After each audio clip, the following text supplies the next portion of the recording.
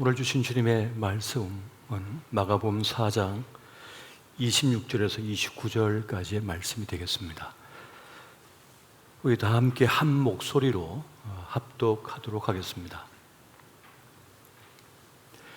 또 이르시되 하나님의 나라는 사람이 씨를 땅에 뿌림과 같으니 그가 밤낮 자고 깨고 하는 중에 씨가 나서 자라되 어떻게 그리 되는지를 알지 못하느니라.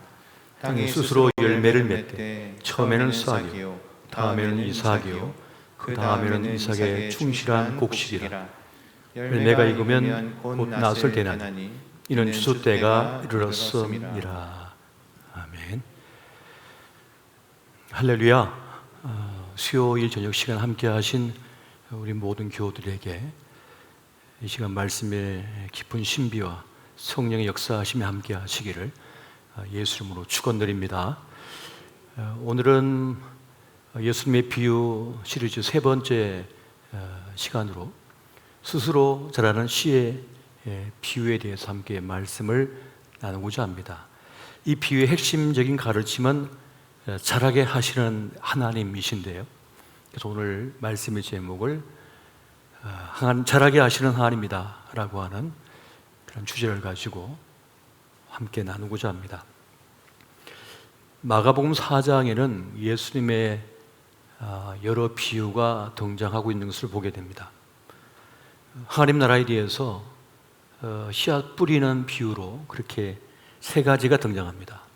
씨 뿌리는 자의 비유가 있고, 스스로 자라는 씨의 비유가 있고, 겨자씨 한 알의 비유가 있습니다. 이 세 가지가 다 씨앗과 관련된 그러한 비유가 되어집니다. 땅에 뿌려진 씨를 통해서 하나님의 나라를 우리 예수님께서 설명하고 계시는 것입니다. 강조점은 조금씩 다릅니다만 중요한 것은 땅에 씨앗이 뿌려지고 자라고 그래서 어떤 결과를 이루게 된다는 것이 이 씨앗 뿌리는 비유들의 핵심 요소가 되겠습니다. 그렇다면 여기서 말하는 씨와 밭, 그 땅은 무엇을 말하는 것일까요? 씨는 말씀을 말하는 것입니다. 마가복음 4장 14절에 보면 뿌리는 자는 말씀을 뿌리는 것이라 라고 이렇게 말씀해 주고 있는 것입니다.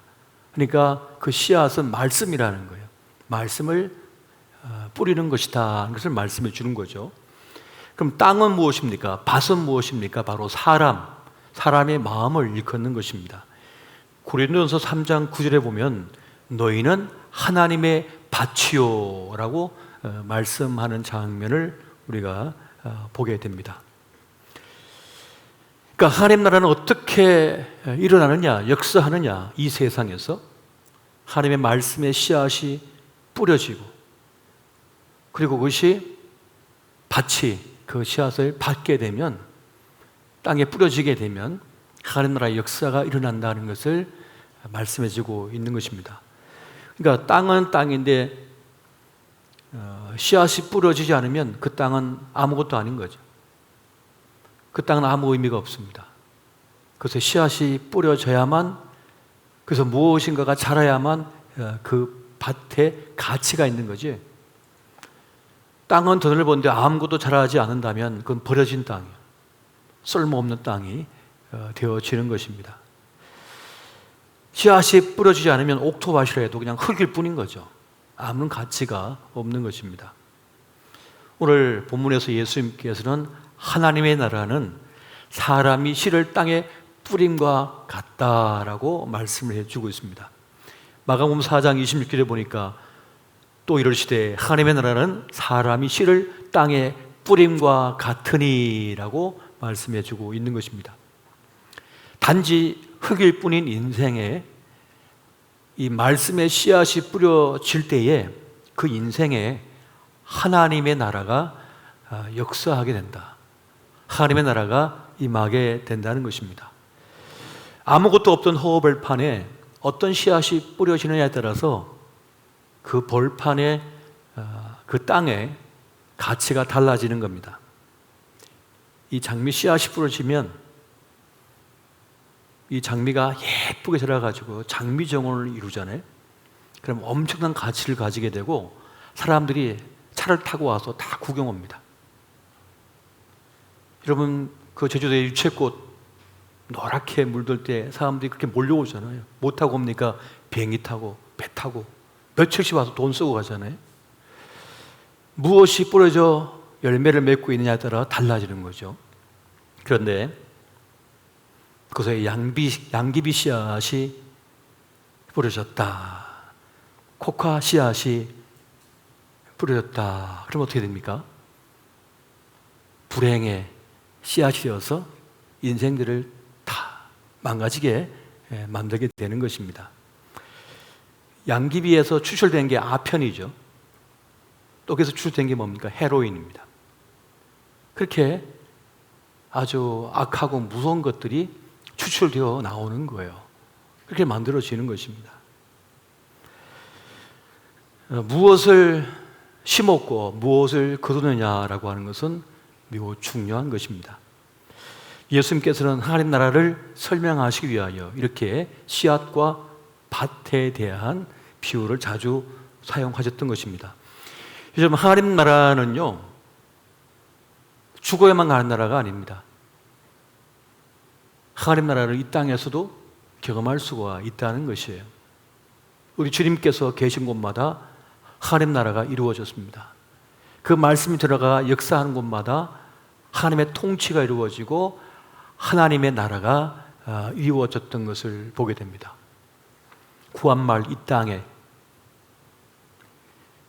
남존 여비 사상이 팽배했고 나라림도 사라지고 군대도 해산당하고 어디 하나 의지할 것 없던 이 땅에 수많은 영혼들을 주님께서 내버려 두지 아니하시고 그 파란 눈의 선교사들을 보내서 구원의 복음을 전하게 했어요. 그 말씀의 씨앗이 뿌려지니까 자기는 거진 줄 알았고 자기는 버려진 인생인 줄 알았고 하찮은 인간인 줄 알았는데 내가 이렇게 소중한 존재구나, 내가 이렇게 가치 있는 존재구나 하면서 의식의 변화가 일어났습니다. 인생의 변화가 일어나버렸어요. 그래서 종놈의 자식이 공부 열심히 해갖고 의사가 돼가지고 독립투사가 되고 영혼들을 살리고 육체를 살려내는, 그 인생들을 살려내는 그러한 역사가 일어났지 않습니까? 교육자가 되고 애국자가 되고 목사가 되고 수많은 역사들을 이뤄냈던 것을 우리는 너무나 잘 알고 있습니다. 무엇이 심겨지느냐에 따라서 지옥이 될 수도 있고 하나님의 나라가 될 수 있다고 하는 사실을 여기서 우리가 보게 되는 것입니다. 그렇게 우리 예수님께서 가는 곳마다 그 말씀이 선포되어지는 곳마다 하나님의 나라가 역사가 일어났던 것입니다. 로마 제국은 어떻게 해서 이루어져 가고 있었고 세워져 갔습니까?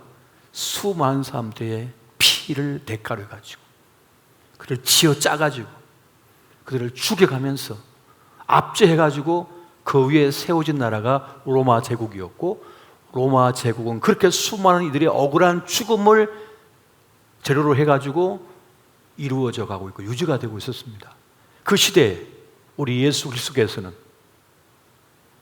참 생명, 참 사람을 살려내는 참 하나님 나라를 이루어내시기 위하여 자신을 기꺼이 제물로 내어놓으셨던 것이죠. 그렇게 인간의 제국은 누군가의 피 흘림을 통하여 그 피를 재료로 해가지고 세워지지만 하나님 나라는 그 문영원들의 피가 아니라 누굽니까? 진정한 왕이신, 참 왕이신 예수 그리스도, 그 한 분의 목숨을 통하여 세워진 나라, 그 하나님 나라였던 것을 우리가 너무나 잘 알고 있습니다. 그래서 로마 제국은 누군가의 생의 가능성을 꺾어요. 짓밟아요. 그걸 쥐어짜갖고 참기름처럼 고열을 짜내가지고 그걸 먹고 사는 나라예요. 하나님 나라는 그렇지 않습니다. 누구든지 그 한 사람 한 사람이 제 몫의 삶을 살아내도록, 그 인생에 풍부하여진 그 생의 몫을 살아내도록 생의 가능성을 열어주는 것, 이것이 바로 하나님 나라의 모습인 것을 여러분 기억하시기 바랍니다. 그래서 복음이 들어가는 곳마다 여권 신장이 일어났어요. 아동의 인권이 확보되어졌습니다.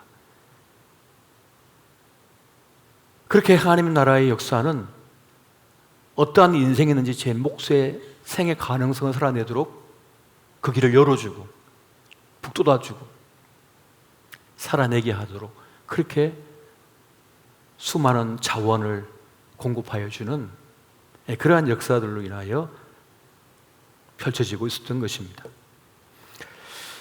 그런데 이것이 결코 쉬운 것은 아닙니다. 이것을 위해서는 누군가 씨를 뿌려야 됩니다.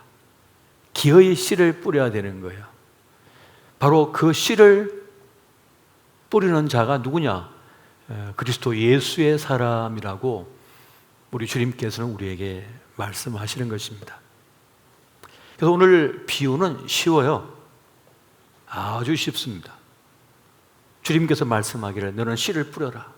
말씀, 복음의 씨앗을 뿌려라. 그러면 하나님께서 자라게 하신다. 이것이 오늘 이 비유의 핵심 주제이며 내용 그리고 결론이 되어지는 것입니다. 믿음으로 그냥 씨앗을 뿌리다 보면 어느 순간 어느 사이에 그 열매가 불쑥 자라 있다고 하는 것을 보게 될 것이라는 그 말씀을 하고 있는 것입니다. 언제 그렇게 됐는지 모른다는 거예요. 물론 농부가 많이 애를 쓰고 노력을 합니다만 88번의 손이 가야 된다고 합니다만 실제 농사는 그렇게 해도 뿌린데도 거둘까 말까 합니다. 병충해가 와서 확 하고 다 말라 죽일 수도 있고요. 태풍이 와서 다 쓰러지게 할 수도 있고요. 어느 날 덜 불이 나가지고 다 태워버릴 수도 있고요. 그 농사 지어놓은 걸 갖다가 도둑제가 와서 이 도적대가 다 훔쳐갈 수 있는 거예요. 그렇게 쉽지 않은 세상입니다. 그런데 주님께서 그걸 자라게 하시고 거두게 하신다는 것을 말씀해 주고 있는 거예요. 누군가는 씨를 뿌리고 물을 주지만 자라게 하시는 분은 누구시라고요? 하나님이시다는, 이게 일관되게 성경이 우리에게 알려주고 있는 바입니다. 고린도전서 3장 6절 말씀 같이 한번 보겠습니다. 고린도전서 3장 6절 말씀.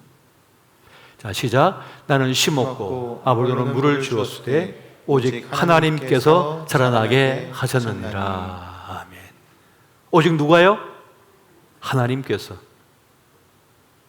바울이 자라겠다고 아볼로가 자라겠다고 서로 싸우고 있는데 주님께서 주신 말씀은 오직 하나님께서 자라게 하셨느니라. 자라게 하시는 분은 하나님이시라고 말씀하는 겁니다. 이걸 못 믿으니까 싸우는 거예요. 이걸 못 믿으니까 갈등상에 놓이게 되고요. 이걸 믿지 못하니까 쉴 수가 없는 겁니다. 그 손을 놓을 수가 없는 거예요. 여러분, 쉬지 못하면 어떻게 됩니까? 집중력이 떨어지고요. 자기를 제어하고 컨트롤할 수 없어가지고 문제가 발생합니다. 인간관계에 문제가 생기고요. 또 피곤하면 사람이 자동차 운전을 제대로 못해서 사고를 일으키죠. 맡기지 못하고 쉬지 못하면 문제가 발생하게 되는 것입니다. 그런데 중요한 말씀 우리에게 해주고 있잖아요. 마가복음 4장 27절에 그가 밤낮 자고 깨고 하는 중에 씨가 나서 자라되 어떻게 그리 되는지를 알지 못하느니라. 어떻게 그렇게 되는지 모른다는 겁니다. 그러니까 너는 자라. 믿고 자도 된다고 말씀해 주고 있는 거예요. 내가 아니라 하나님께서 자라게 하시니 너는 좀 잠 좀 자도 되고 좀 쉬어도 된다라고 지금 말씀해 주고 있는 거예요. 그래서 주님께서 우리에게 잠을 주신다고 말씀하시잖아요. 시편 127편 2절에 보니까 너희가 일찍 일어나고 늦게 누우며 수고의 떡을 먹음이 헛되도다. 그러므로 여호와께서 그의 사랑하신 자에게 잠을 주시는 도다. 잠자도 주님께서 붙들고 계시고 자라게 하시니 괜찮다는 겁니다. 그러니까 좀 쉬어도 되고 좀 맡겨도 되고 좀 손을 놔도 된다는 그런 말씀을 지금 하고 있는 것이죠. 왜? 주님께서 우리보다 더 잘하시고 잘 보살펴 주실 거니까. 여러분, 시편 37편 5절 말씀 같이 한번 보겠습니다. 자, 시작. 내 길을 여호와께 맡기라. 그를 의지하면 그가 이루시고. 아멘. 믿으십니까? 그가 이루시고. 여호와께 맡기라. 너의 자녀를 여호와께 맡기라. 너의 인생의 향방을 주님께 맡겨라. 일의 결과를 주님께 맡겨라. 네가 그렇게 열심을 다했고 노력을 다했고 땀을 흘렸고 피를 흘렸고 전심을 다했다면 또 기도했다면 그 너머는 주님께 맡겨라. 결과를 주님께 맡기면 좀 편할 수가 있습니다. 좀 여유가 생길 수가 있어요. 여지가 생겨요. 근데 안 맡기면 어떻게 됩니까? 내가 다 책임져야죠. 내가 다 책임져야죠. 주님께 안 맡겨 내가 다 책임지는 거예요. 그럼 어떻게 감당하시려고요? 그 인생의 무게를 어떻게 감당하시려고요? 못 견딥니다. 참을 수가 없는 거예요. 자기 자신에게 화가 나서 참을 수가 없는 거예요. 또 아내에게 남편에게 화가 나서 견딜 수가 없는 거예요. 주님께 안 맡기면요. 주님께 맡겨야만 마음의 여유를 가질 수가 있고 그 거친 세상에서 자기 인생의 무게에서 조금은 벗어날 수가 있게 되어지는 것입니다. 그렇기 때문에 오늘 주님께서 우리에게 말씀하시는 겁니다. 하나님의 나라는 하나님께서 이루신다. 그저 너는 뿌리라. 그러면 주님께서 너가 모르는 사이에 자라게 하실 것이다 라고 말씀하십니다. 근데 우리는 하나님 제가 다 알아야겠습니다. 내가 다 알아야겠습니다. 처음부터 끝까지 기성정결 내가 다 알아야겠습니다. 주님 말씀하시기를 너는 모른다.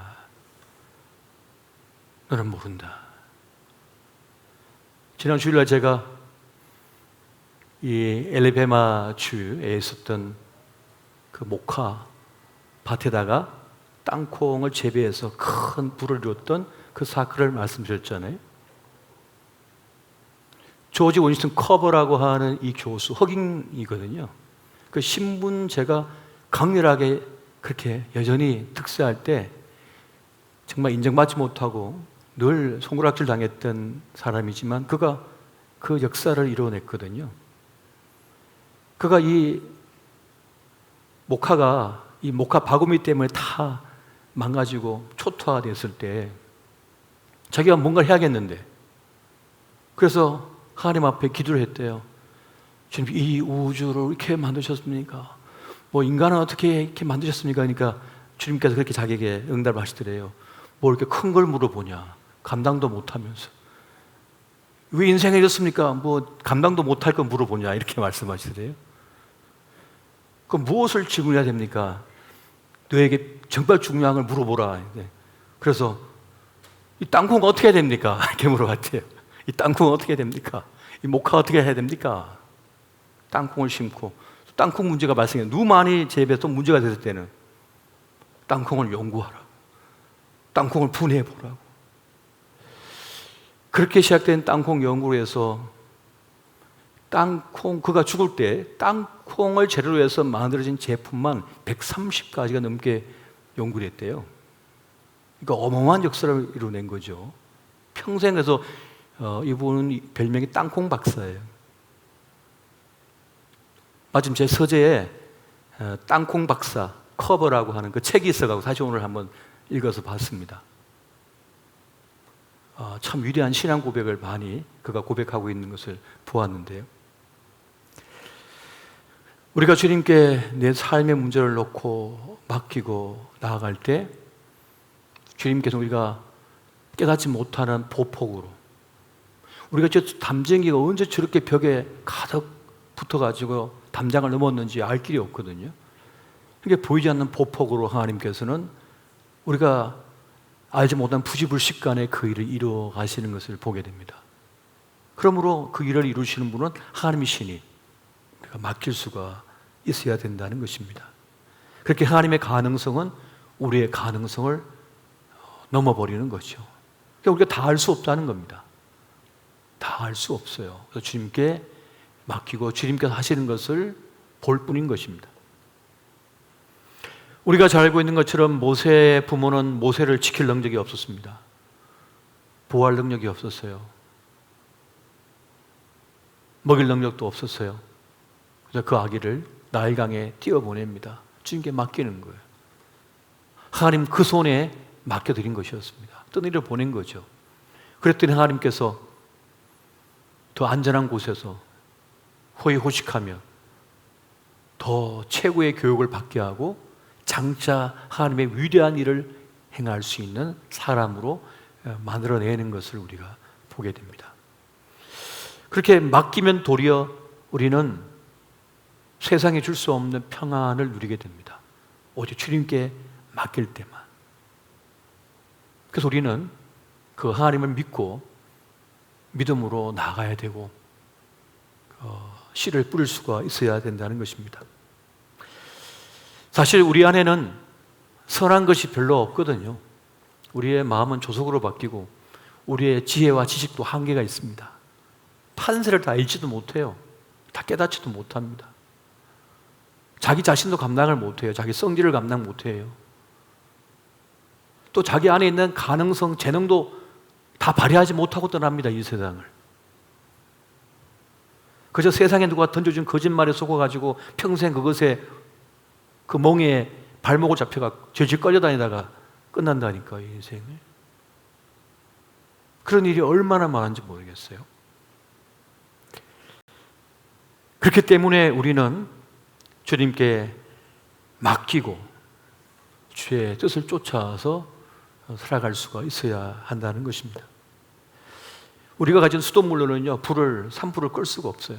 그런데 저기서 먹구름이 몰려가지고 쾅쾅쾅 하면서 그냥 천둥 번개가 치고 한 몇 분만 물을 쫙 뿌려대면 삽시간에 다 그냥 불이 꺼지고요. 그 산을 치유해버립니다. 살려내버리는 거예요. 우리가 그 수만 명이 그 물동에 짊어지고 말이죠. 헬기가 물 뿌려대고 말이죠. 또 사고 나서 추락하고 그걸 밤낮 없이 그렇게 기름을 써가면서 해도 불이 안 꺼져요. 근데 저 하늘에서 먹구름이 몰려와가지고 한번 뿌려대기 시작하면 한순간에 꺼져버려요. 근심이 사라져버립니다. 그렇게 하나님의 하신 일은 우리의 예상과 생각, 판도를 뛰어넘는 위대한 역사를 이루는 것입니다. 할렐루야. 이것을 믿는 사람이 누구냐? 바로 그리스도 예수의 사람들인 것입니다. 이걸 믿는 사람들이 이 세상의 어려움을 이겨낼 수가 있어요. 사람들은 다 제각각 믿는 것이 있거든요. 뭘 믿습니까? 자기 근육의 힘을 믿어요. 자기 주먹을 믿어요. 또 돈의 힘을 믿어요. 그리고 약의 힘도 믿지요. 이 전기의 힘도 믿습니다. 근데 우리는 하나를 더 믿어요. 하나님을 믿어요. 이 모든 걸 창조하셨고 이 우주를 움직이시는 하나님, 우리 인간을 구원해내시는 하나님을 우리는 믿는 것입니다. 이 믿음으로 우리가 하루하루를 살아갈 때 이 세상 걱정, 근심, 염려를 이겨낼 수가 있는 거예요. 버틸 수가 있게 되어지는 것입니다. 여러분, 그러면 하나님은 어떻게 자라게 하실까요? 자, 우리가 믿음으로써 그 말씀의 씨앗을 뿌려요. 이 말씀의 씨앗을 뿌립니다. 문 영혼들에게 뿌리고 우리 자녀에게 뿌리고 그렇게 심어요. 그럼 어떻게 역사하시는가? 말씀이 문 영혼의 가슴에 그 삶 속에 들어가게 되면, 심겨지게 되면 생명 현상이 일어나게 되어 있습니다. 저는 밭에다가 씨앗을 많이 뿌려봤어요. 논에도 뿌려봤어요. 이렇게. 정말 놀라운 것은 뿌리면 열매가 나타나요. 뿌리면 생명의 역사가 일어나요. 그건 정말 신비해요. 정말 놀라운 신비예요. 뭐 한 것도 없어. 그냥 한 줌 씌워가지고 이렇게 뿌려놨는데 뭐 새가 날아와서 그 씨앗을 좀 훔쳐먹고 이래도 며칠 지나면요, 새파랗게 수천 개의 싹이요 착 올라와 있어요. 또 며칠 지나면 벌써 이만큼 자라가지고, 야, 얼마나 신기한지 모르겠어요. 얼마나 놀라운지 모르겠어요. 하나님의 생명 역사는 그렇게 일어난다는 거죠. 그건 우리의 능력이 아닙니다. 우리는 그저 뿌렸을 뿐이고 이 생명의 역사를 이루어내는 건 하나님이시잖아요. 이렇게 말씀의 씨앗을 뿌리면 내가 하는 것이 아닙니다. 하나님께서 그를 자라게 하시는 거예요. 여러분, 생명 현상이 우리 몸속에서 일어나잖아요. 아기를 가지면 입덧을 하잖아요. 그 입덧 현상이 뭡니까? 입덧 현상이라는 것은 좋은 건 받아들이고 나쁜 건 거부하는 현상이라고 해요. 생명을 잉태해서 잘 자라하기 위하여 그 몸이 반응을 보이는 거예요. 좋은 건 받아들이고 나쁜 걸 거부하려고 하는 작용이라는 거죠. 자기도 모르게 머리는 걸 느끼지도 않는데 이 몸이 작동하는 거예요. 이게 바로 생명 현상인 것이죠. 영적 입덧 현상이 일어나는 거예요. 말씀의 씨앗이 한 영혼에 심겨지게 되면 그 영혼에서 문제가 발생해요. 어떤 진통이 일어납니까? 악하고 더러운 것은 그 몸속에, 그 삶 속에서 쫓아내고 하나님의 거룩한 것을 심고자 하는, 살려내고자 하는 그런 작용이 일어나기 시작하는 거예요. 제가 예수 믿고 성경책하고 그때 당시 예수님 액자를 가지고 와서 저희 집에 걸어놨더니 어머니가 그러나 저에게 그러시는 거예요. 저거 없애면 안 되겠네요. 왜 그랬냐 했더니 밤에 꿈을 꿨는데 웬 사람들이 와서 자기의 못을 박더래. 자기에게 머리에다 못을 박더래요. 어머니가 잠을 못 자겠다고, 무섭다고. 그래가지고 한 3일을 계속 그렇게 말씀하셔가지고 그래서 제가 기도를 해드렸어요. 어머니께. 괜찮다고, 어머니. 예수님 영접하시면 된다고. 복음이 어느 가정이든 어린 인생이든 들어가게 되면 생명의 역사, 진통이 일어나기 시작합니다. 그래서 예수님을 영접하게 되면요, 입맛이 달라져요. 다시 말하면 사는 맛이 달라집니다. 좋은 건 받아들이고 악한 것은 뱉어버려요. 왜? 몸에 맞지 않으니까. 담배 피우던 사람이 담배 냄새만 맡아도 구토를 하고 기겁을 하는 사람이 생겨요. 술자리가 불편해지면서 그런 사람들 가까이 하고 싶지 않은 그런 마음이 생겨나기 시작해요. 막 두려운 거예요, 속에서. 그런 생명 현상이 막 일어나는 거죠. 역사가 일어나기 시작하는 겁니다. 그러면서 하나님의 사람으로 만들어져 가는 역사들이 있게 되어지는 것입니다. 그렇게 여러분, 그 인생의 밭에 하나님의 씨앗이 뿌려지게 되면 그 사람의 존재 가치가 달라지죠. 그 사람의 가치가 달라지는 거예요. 이제는 하나님께 속한 자로 하나님의 사람으로서의 삶을 살아가기 시작하게 됩니다. 그렇게 주님께서는 우리의 인생에 든든한 기둥을 세워주시게 됩니다. 첫 번째 기둥은 이제 소속감이 있는 인생이 되게 만듭니다. 어디에 소속되었습니까? 하나님의 나라에. 하나님께 속한 사람이 되는 것입니다. 오늘날 수많은 사람들은 왜 불안해할까요? 왜 두려울까요? 자기가 홀로 있다고 생각하기 때문입니다. 나는 기댈 곳도 없고 의지할 곳도 없고 혼자라고 생각하기 때문에 두려운 거예요. 그런데 내가 하나님께 속한 사람이 되었다라고 하는 그 확신을 가지게 되면 든든함이 있습니다. 하나님의 놀라운 은혜가 그를 붙들고 있기 때문인 것이죠. 그런 이제 거듭난 인생, 새로운 피조물이 된 것이기 때문에 이제 하나님께 속한 하나님의 자녀가 된 것입니다. 그렇게 하나의 기둥이 세워지고 또 하나의 기둥이 세워집니다. 그것은 바로 이제는 자존감이 있는 인생이 됩니다. 나는 이제 한낱 인간이 아니라 하나님의 사람이라고 하는 자존감이 생기게 돼요. 하나님의 아들과 딸이다라고 하는 그러한 영적 자존감이 그를 붙들게 됩니다. 그의 존재 가치는 오직 예수 그리스도의 그 십자가의 은총으로 말미암아 주어진 것이죠. 그래서 남이 뭐라 하든지 거기에 흔들리지 않는 그런 든든함, 자기 확신이 있어요. 자기 확신. 자기가 얼마나 존재 가치가 있는 인생인지를 깨닫게 되어집니다. 당시 그 로마 시대 때 이 서양 교회사를 이렇게 공부하다 보면 당시에 기록들이 나오거든요. 거기 보면 한쪽 황제, 로마 황제의 부인이 있었는데 자기 아버지가 예수님을 영접하면서 자기도 예수님 영접했어요. 근데 이것이 덜통이 났어요. 그러니까 황제가 얘기하죠. 선택해라. 나냐? 로마 제국이냐? 네가 믿는 예수냐?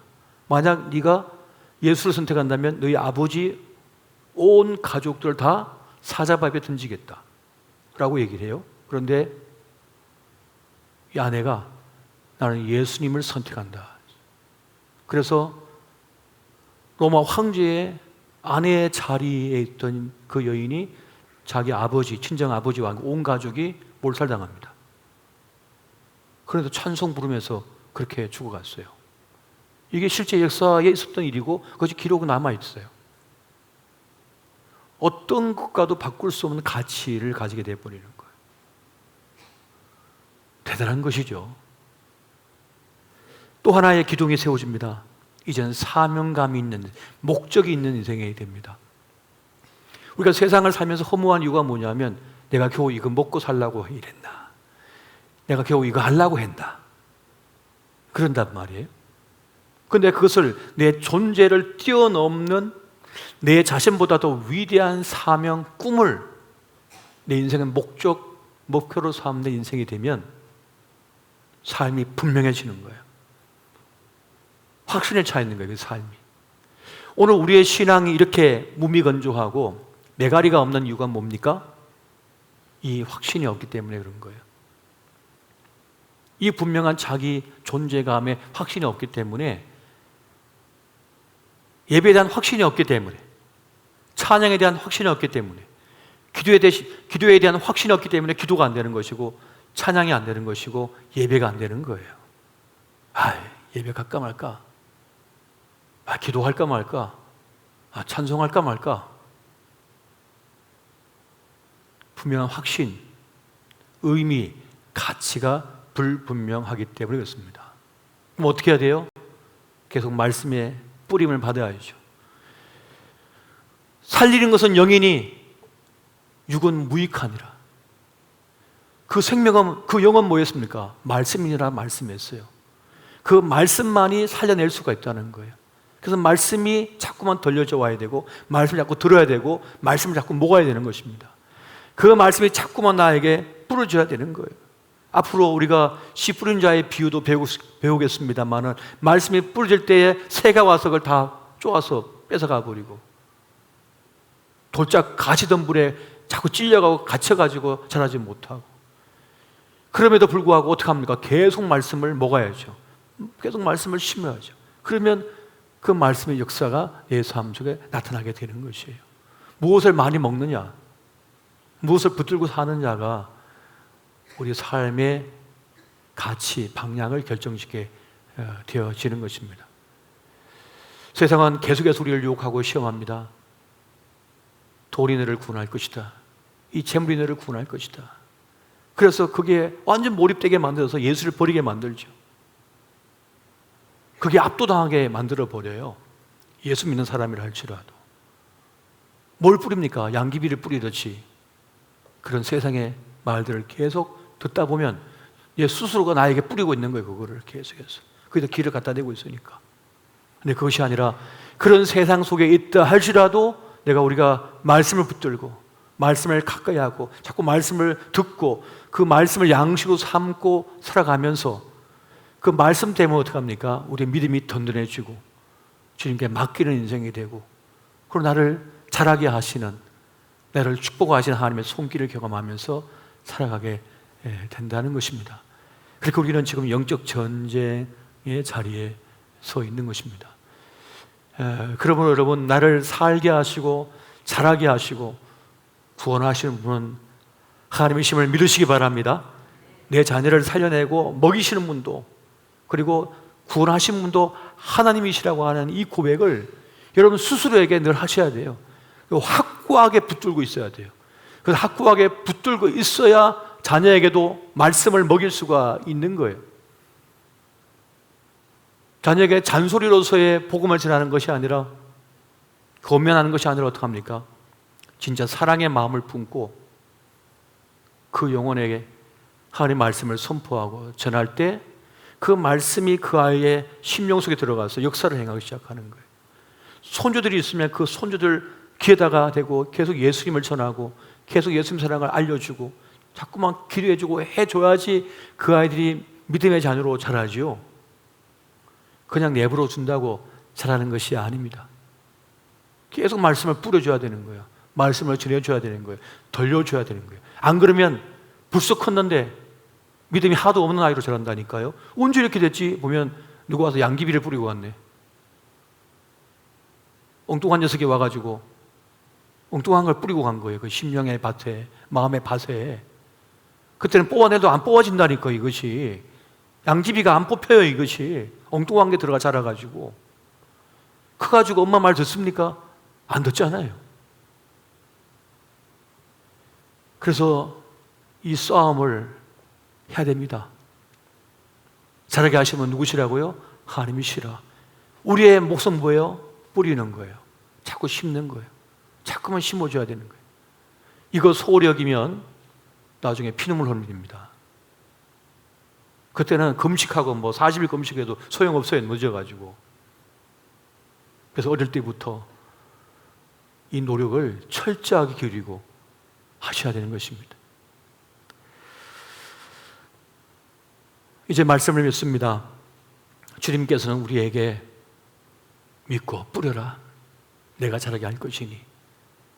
그렇게 우리에게 지금 말씀하고 계십니다. 그러므로 오늘 이 말씀을, 이 복음을 우리와 우리 이웃에게 믿음으로 뿌리고 전하는, 심는 주님의 사람 되시기를 예수 이름으로 축원드립니다. 우리 이 시간 함께 기도할 때 믿음이 연약한 우리의 가족들을 위해 한번 기도하겠습니다. 우리의 자녀들, 우리 손주들, 우리의 사랑하는 이웃 친구들 위해서 구원을 위하여, 믿음의 성장을 위하여 주님께서 뿌리라 전하라 심으라 말씀하셨으니 말씀을 심고 뿌리며 전하는 우리가 되게 해주시고 그 가운데 주님 자라게 하신 역사를 행하여 달라고 이 시간 함께 기도하시겠습니다. 사랑의